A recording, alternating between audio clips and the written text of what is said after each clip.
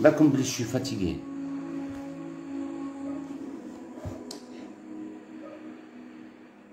Je vois, on va rentrer directement dans les... Allez, dans le direct, parce que on a marre. Je vais vous montrer le truc. Allez, et on va... Voilà. Bon. La kafala. Direct. On ne va pas se casser la tête. Ok? Voilà. On va parler de la...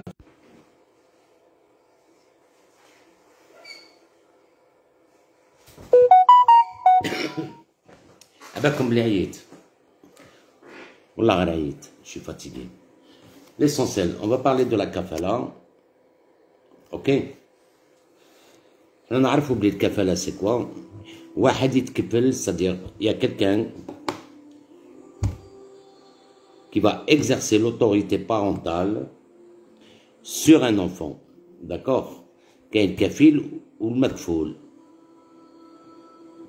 Et en contrepartie, il va prendre en charge cet enfant, il va le protéger, il va lui donner une bonne éducation. C'est censé être une bonne éducation, attention. Et l'entretien, bien sûr, de l'enfant. C'est comme, on sait, et vous le savez, c'est comme les enfants abandonnés, les pauvres. C'est comme les enfants abandonnés.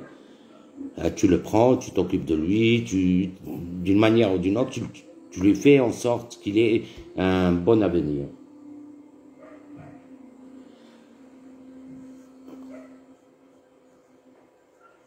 Ou sinon, il peut y avoir, vous pouvez faire aussi kafala qui est reconnu bien sûr en France. On peut la trouver en Tunisie, on peut la trouver au Maroc, surtout aussi au Maroc, même pour les Marocains, ça les concerne. On peut trouver par exemple, il y a des personnes, d'ailleurs je l'ai déjà fait au Maroc, des personnes qui sont dans l'incapacité d'éduquer ou de donner le meilleur pour leur enfant. Donc on ramène quelqu'un ou il y a quelqu'un qui va prendre en charge cet enfant, c'est pour ça on lui donne la kafala. Et souvent, ça arrive pour les filles au Maroc. Et en Algérie, c'est pareil.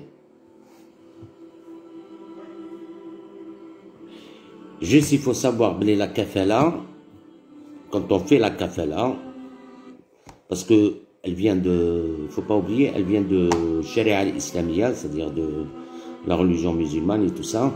Cette kafala-là, elle ne crée pas de lien, de filiation entre la personne l'idkefel et l'enfant. Il n'y a pas de lien de filiation.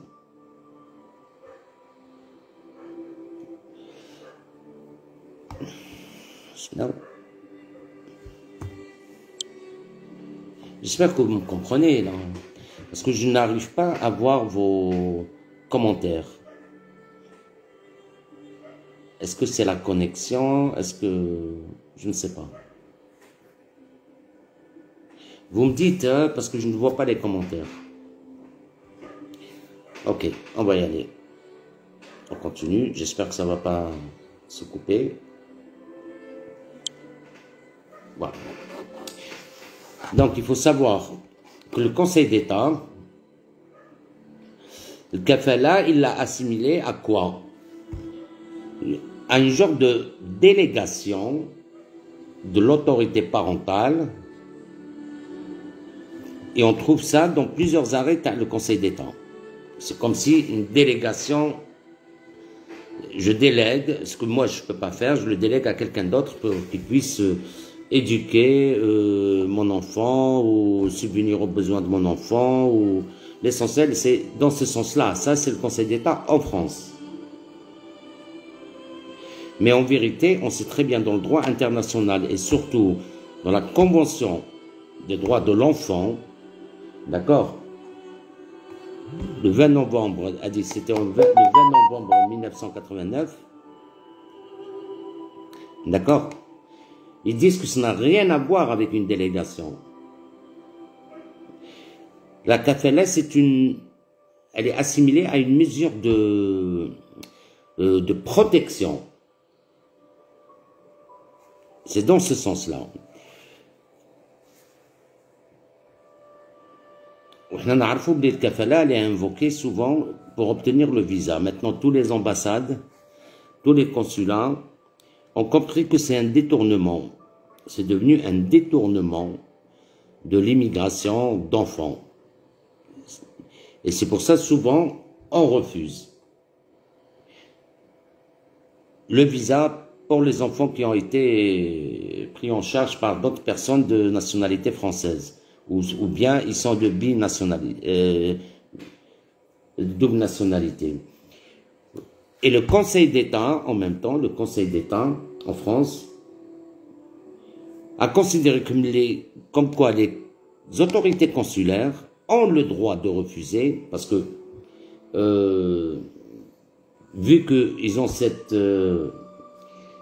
qui peuvent un domaine pouvoir d'appréciation, donc ils peuvent refuser des visas pour un enfant. Dites que flobé.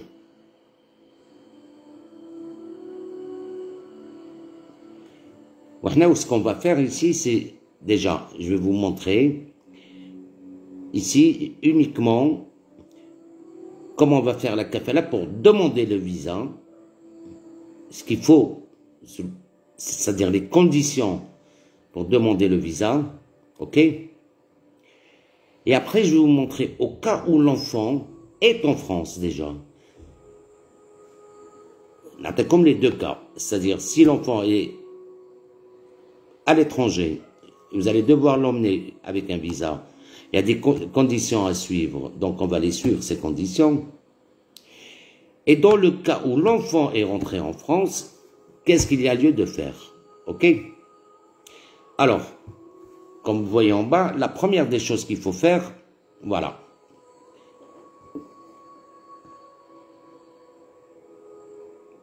La première des choses, avant de déposer le dossier de visa, il faut vérifier que la kafala est bien prévue dans l'ordonnance juridique du pays étranger. Parce que c'est arrivé dans le cas où, en Inde, parce que c'est un pays, ils ont des musulmans et tout ça, c'est arrivé où il ne s'est pas conforme. Ils ont refusé la kafala et tout ça. Mais bon, nous on parle de l'Algérie, du Maroc, de la Tunisie. Donc il faut vraiment vérifier que la kafala, elle est conforme. En Algérie, il n'y a pas de souci, elle est conforme. Ok, on est bien d'accord pour ça. Ça, c'est la première condition à vérifier. Si la kafala est bien prévue dans l'ordonnance juridique du pays étranger. Donc, il n'y a pas de souci pour ça. Deuxièmement, on doit vérifier que la kafala est reconnue en France. Parce que la kafala, vu qu'il y a des accords entre l'Algérie et la France, la kafala, elle est reconnue en France, la kafala algérienne et la kafala marocaine aussi, elle est reconnue en France.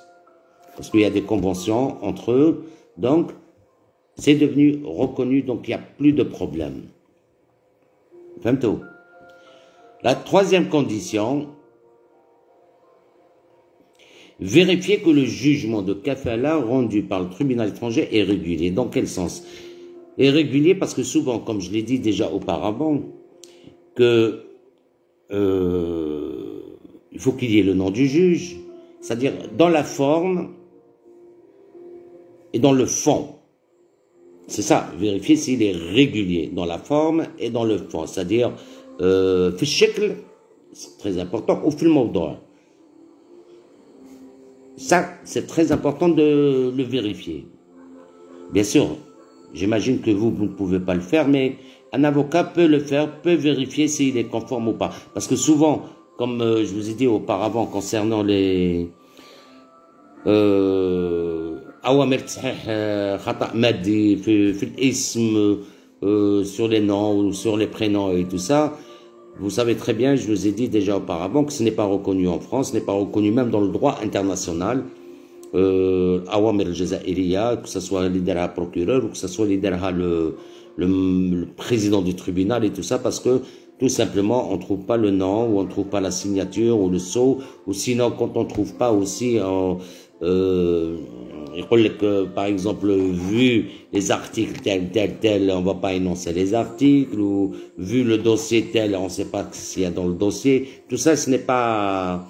c'est refusé dans la forme déjà. Pas uniquement dans la forme, ce n'est pas régulier. 4. Vérifier que le consentement de l'enfant, parce que c'est très important que l'enfant veut aussi, en âge de discernement ou celui de son représentant légal figure dans le jugement de kafala. Je vous ai dit déjà auparavant, c'est très important d'avoir l'accord de l'enfant. Il faut qu'il, surtout là, allez, on va dire qu'il a 11 ans, 12 ans. 12 ans, c'est-à-dire il peut discerner pas mal de choses, donc il peut dire son mot. D'accord? Et bien sûr, le représentant, le père ou la mère de l'enfant, comme quoi elle veut vraiment, il faut que ça soit dans le jugement. Ça, c'est important parce que j'ai vu des jugements où il n'y avait pas ça. Donc, c'était refusé.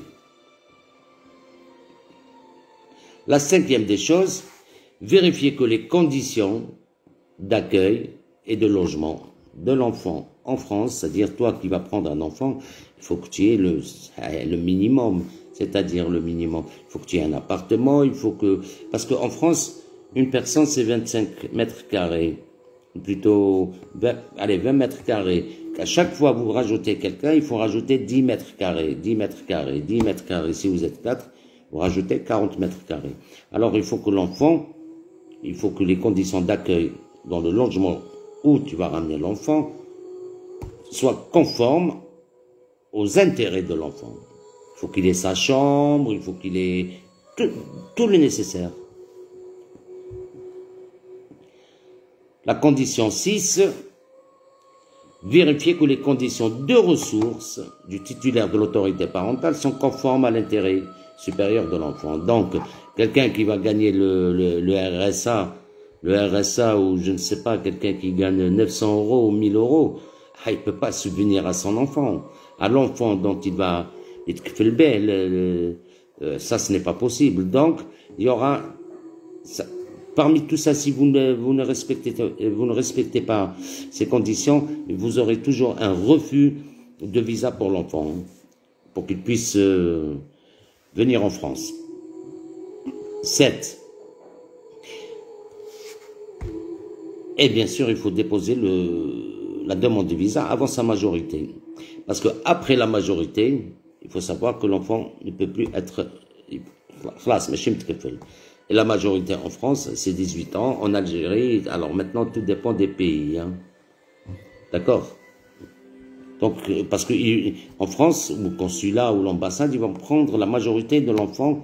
Des fois, ils font des erreurs. Hein. Ils prennent la majorité de l'enfant à 18 ans vis-à-vis de la loi française, alors qu'ils n'ont pas le droit. En principe, c'est la majorité de l'enfant dans le pays où il réside avant... je veux dire, dans le pays où il réside. Voilà. Ensuite, ça c'est très important, on la trouve même partout dans les demandes des titres séjour, dans le regroupement familial, on trouve toujours cette condition qui fait partie de la loi. C'est l'une des conditions pour obtenir quoi que ce soit en France, c'est-à-dire on ne doit pas constituer une menace à l'ordre public. Mais bon, un enfant, je ne vois pas comment il peut constituer une menace à l'ordre public. Je ne sais pas. Voilà, pour ça, je ne sais pas. Donc, pour ça, vous avez bien compris comment ça se passe. Adouma, c'est les conditions quand vous allez demander un visa pour un enfant qui est en Algérie, ou là au Maroc, ou là, voilà, il faut remplir ces conditions-là. Dès que vous remplissez, en principe, même s'ils ont ce pouvoir, les consulats ou les ambassades, de refuser, mais il faut que ce soit un refus plus ou moins bien expliqué pourquoi on refuse. Parce que vous avez le droit de faire un recours contre ce refus. Vous avez le droit, bien sûr, d'aller même au tribunal administratif à Nantes. Vous avez ce droit-là. Et vous pouvez gagner. Et souvent, il n'y a pas de souci. Pratiquement, si vous remplissez ces conditions-là, vous gagnez au tribunal. Voilà. Maintenant, on va parler de l'enfant qui est déjà venu en France. Classe. J'ai un enfant en France, il est venu, l'essentiel il est venu, tu as cette autorité. Maintenant, comment faire? Il est en France, l'enfant. C'est pour ça, je vais vous montrer et vous allez me suivre. Voilà. Ah. Je ne sais pas si vous arrivez à voir. Je vais agrandir.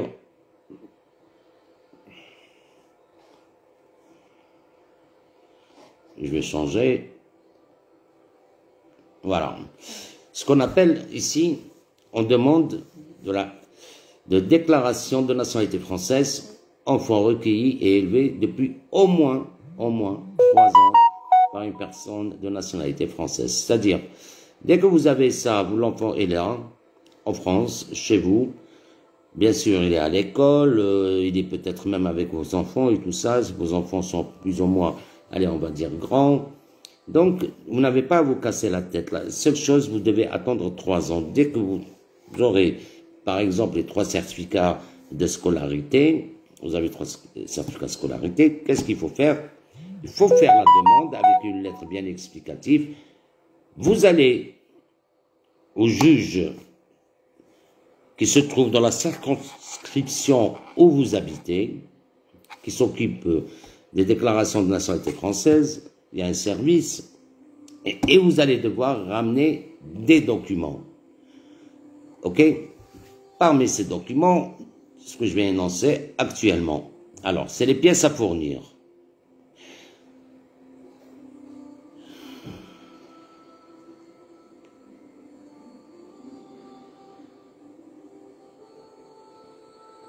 Vous arrivez à voir, vous me suivez là, hein?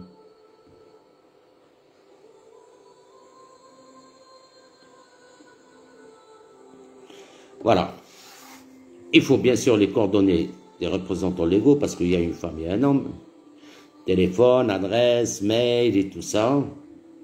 Ensuite,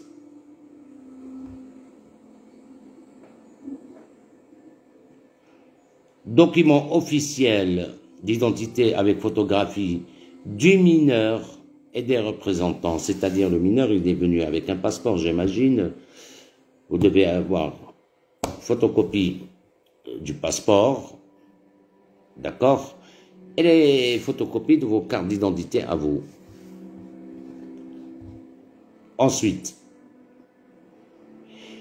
vous devez avoir une photographie d'identité récente du mineur et des représentants légaux.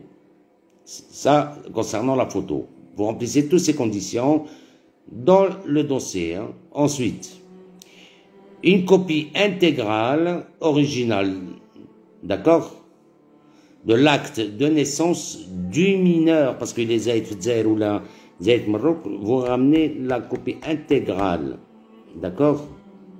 S'il faut la traduire, il faut la traduire.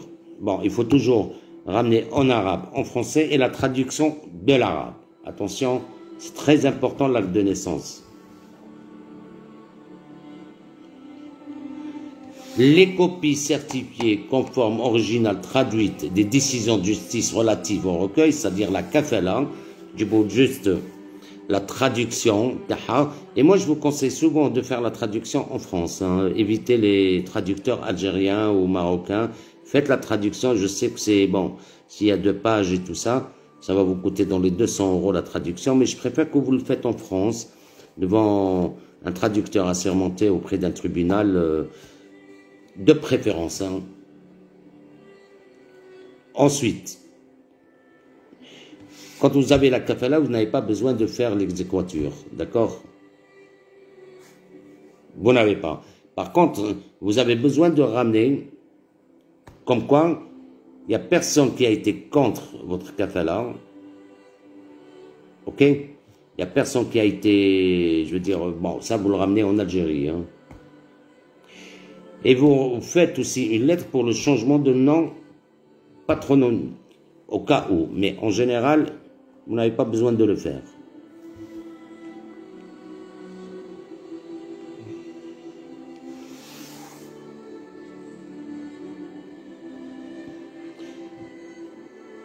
Tout document rapportant la preuve de la nationalité française et non la maturité.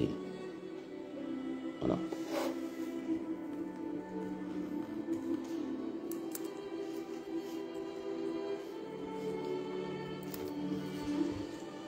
Les documents, en général, on dépose CNF, pièce d'identité, ou passeport, ou on le dépose. Voilà. C'est tout. Copie intégrale originale de l'acte de naissance, aussi. T'as le recueillant, bien sûr, hein, tout ça. S'ils sont mariés, copie intégrale originale de l'acte de mariage aussi.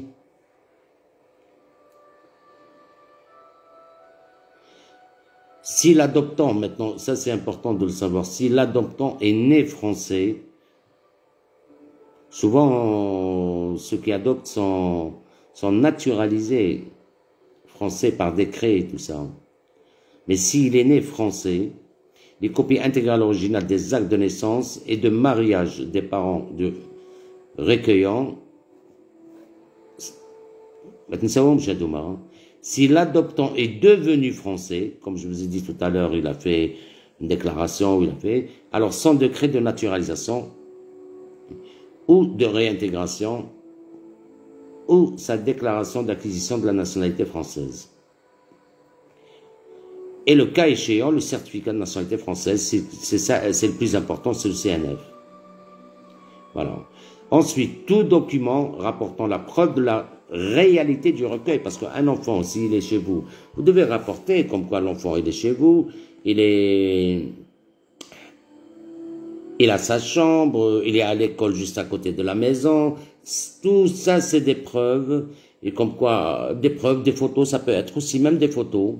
Vous pouvez donner des photos, si vous sortez ensemble, si vous allez au McDo, si vous allez un peu partout, je ne sais pas moi, à la plage, si vous avez, il faut avoir des photos, c'est des preuves comme quoi l'enfant, il y a vraiment une réalité que cet enfant est avec vous.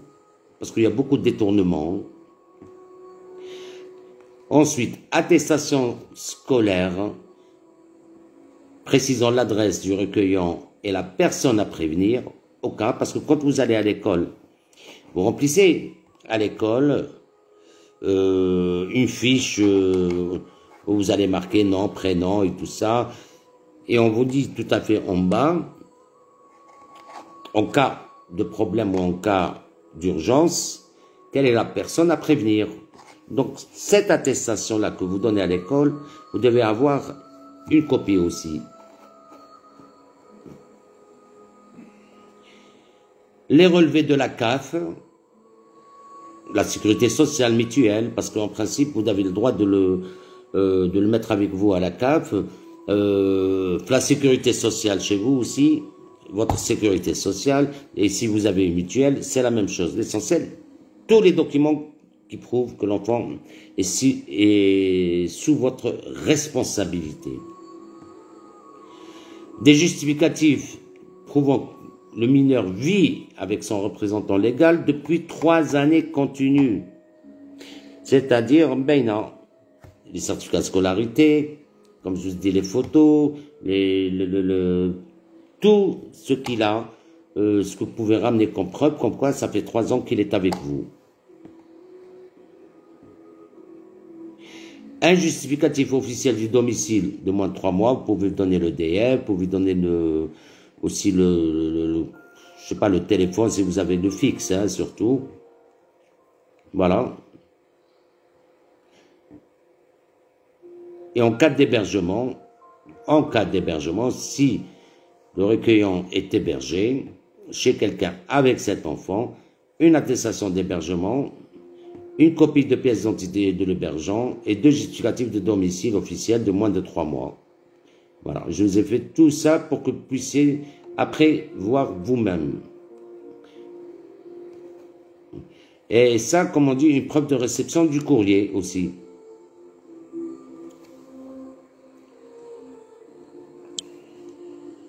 Vous savez, je suis en train de parler vite et tout ça parce que par peur que la connexion, elle va disparaître. Ça va se couper. Et vous avez vu, c'est chiant. Hein? C'est incroyable. Je me demande comment vous faites. Ce que vous êtes... on a essayé de parler. L'essentiel,